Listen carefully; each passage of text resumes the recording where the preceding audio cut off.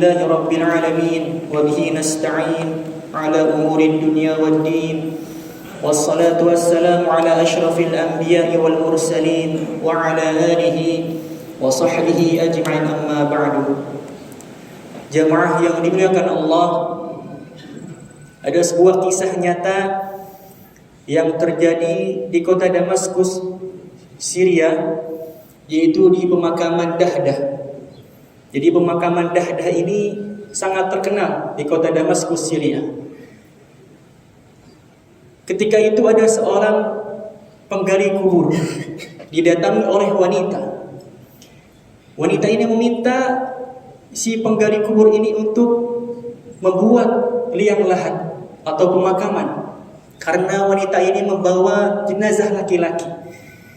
Ketika selesai buat, kemudian diterimalah jenazah laki-laki itu. Ketika hendak ingin dimasukkan ke dalam liang lahat, tiba-tiba tersontak si penggali kubur melihat seperti seolah-olah di tengah taman-taman yang begitu indah, raudhatun min riyadil jannah. Melihat cahaya yang begitu indah, kemudian datanglah dua sosok laki-laki yang menggunakan kuda dan mengambil jenazah mayit laki-laki itu dengan lemah lembut. Ketika melihat dua sosok itu, penggali kubur pingsan, tidak sadarkan diri.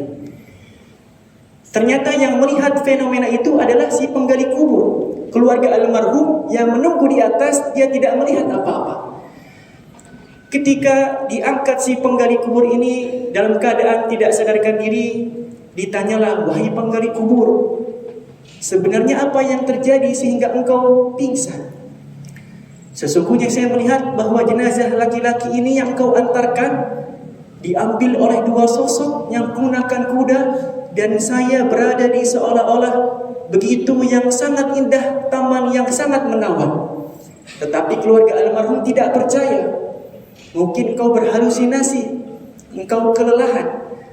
Lalu keluarga ini meninggalkan si penggali kubur. Setelah beberapa bulan kemudian, datanglah wanita ini kedua kalinya, membawa jenazah laki-laki dan meminta si penggali kubur ini untuk membuat makam. Setelah dibuat, diterima, ketika hendak ingin dimasukkan ke dalam liang lahat, terulang kembali fenomena yang awal. Dia berada seperti di raudhatun min riyadil jannah, taman yang begitu indah. Tetapi yang kedua dengan sosok yang berbeda. Yang datang adalah dua sosok malaikat mengambil jenazah laki-laki ini dengan lemah lembut. Dan si penggali kubur ini tidak pingsan, karena sebelumnya sudah melihat fenomena yang begitu luar biasa. Dia cepat-cepat menyelesaikan menguburkan jenazah laki-laki itu dan bertanya, mengejar si ibu, wahai ibu, sesungguhnya siapakah yang kau kuburkan?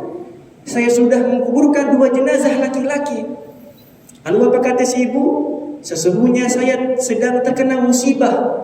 Yang pertama adalah anak laki-laki saya, dialah seorang penuntut ilmu.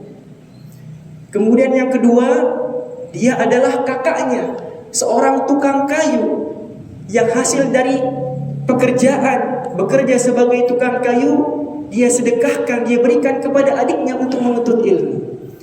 Ternyata si penggali kubur ini menemukan jawabannya.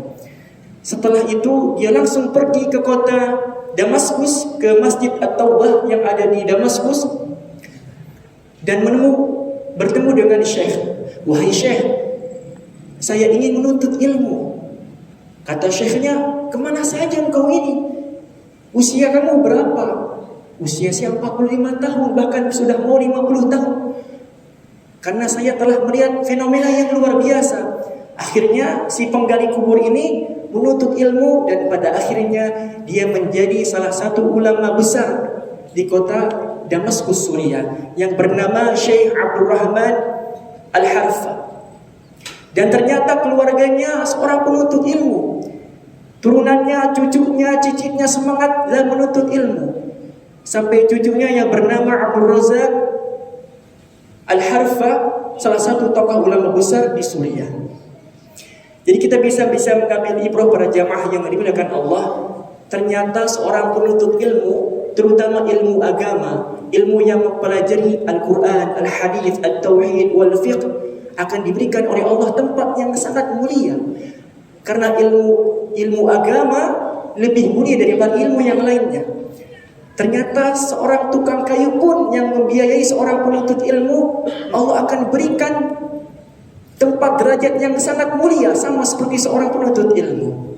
Yang ketiga, ibrah yang kita bisa ambil, tidak ada kata telat untuk menuntut ilmu. Ya.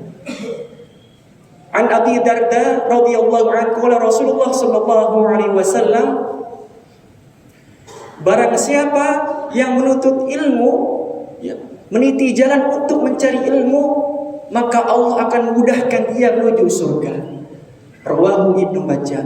Mudah-mudahan kita masih tetap diberikan semangat untuk menuntut ilmu, terutama ilmu agama, mengikuti majelis ta'lim, kajian dimanapun kita berada. Mudah-mudahan dari ilmu yang kita dapat, semakin tinggi ilmu maka semakin kita cinta kepada Allah. Semakin tinggi ilmu maka semakin takut kita kepada Allah. Semakin tinggi ilmu maka semakin rendah hati kita bahwa ilmu Allah ternyata luas. Kita hanya bisa mendapatkan sedikit saja dari ilmu yang banyak. Ya, mudah-mudahan ada manfaatnya dari yang saya sampaikan. Mari kita tutup sama-sama dengan doa. Astagfirullah.